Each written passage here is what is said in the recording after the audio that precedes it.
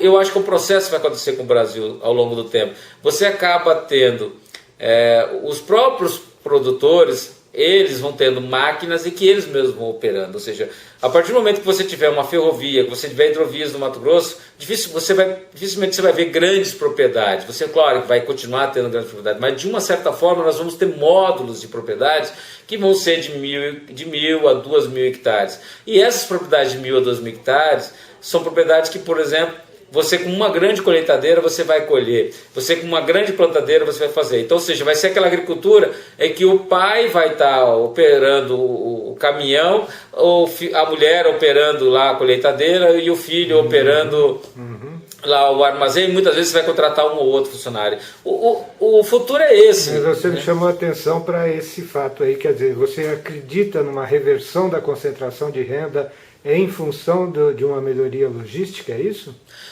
Totalmente. Eu acredito que, por exemplo, a partir do momento que você tem, por exemplo, hoje você tem muitos produtores aqui no Mato Grosso que eles arrendaram as propriedades, então ele teve dificuldade, então você tem vários, por exemplo, que arrendaram para grandes grupos.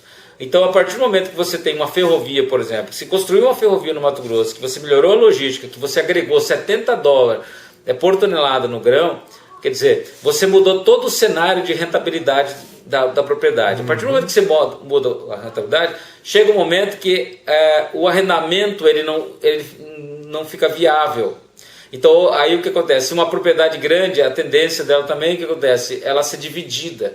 Como ela tem um valor muito grande, ela é mais fácil, ninguém dá conta de comprar daí. Então, ou seja, ela tem que ser particionada. É como o caso que você começa a ver. Quando você tem infraestrutura, por exemplo, no caso de uma grande cidade, por que você não tem, você começa a construir prédio? Porque os terrenos são tão caros, você tem que pegar e construir prédio, porque é a única forma de você baratear aquilo, dividir o espaço. Sim.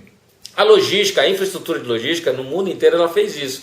Nos Estados Unidos, por exemplo, você vai, por exemplo, em Illinois, que é uma das regiões mais ricas e de melhores propriedades, que tem uma infraestrutura maravilhosa, que você tem porto ali perto, né? Em St. Louis, por exemplo, você tem o Mississippi ali pertinho. O que acontece?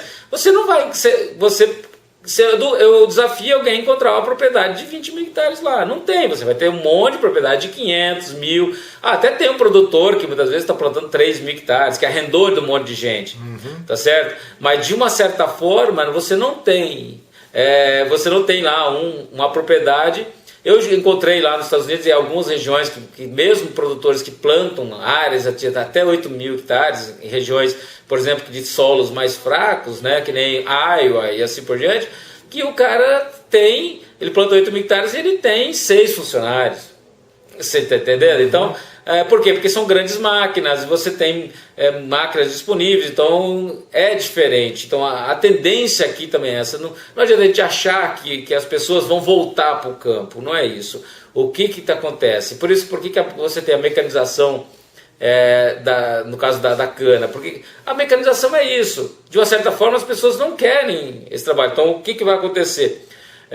O grande problema nosso hoje é que o produtor ele não tem, hoje a agricultura não está capitalizando de uma forma que eu tenha uma máquina e nem uma plantadeira que eu possa operar. Mas eu, por exemplo, conheço vários produtores, por exemplo, produtores que plantam 1.500 hectares, no caso de Mato Grosso já, e que são 2 irmãos, e que os 2 irmãos têm um funcionário, e eles plantam e colhem em 3. Entendeu? No Rio Grande do Sul a gente tem um monte de exemplo disso. No Paraná a gente também tem um monte de exemplo disso. Então o que acontece? É uma tendência. Não é fácil você arrumar a mão de obra e vamos qualificar a mão de obra. Então a gente na verdade vai chegar um momento que a agricultura com a logística também ela vai inverter. Hoje a gente tem grandes empresários e vai continuar tendo, claro, nichos de grandes grupos. Até na China a gente tem isso, nichos de grandes grupos.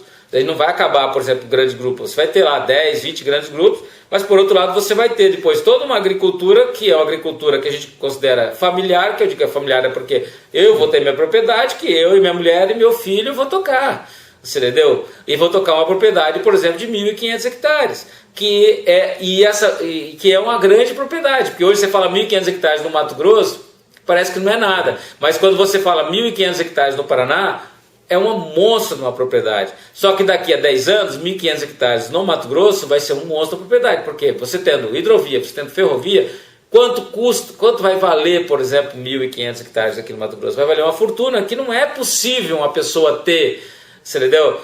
20, 30 mil hectares. Não é viável. Então eu acredito nisso.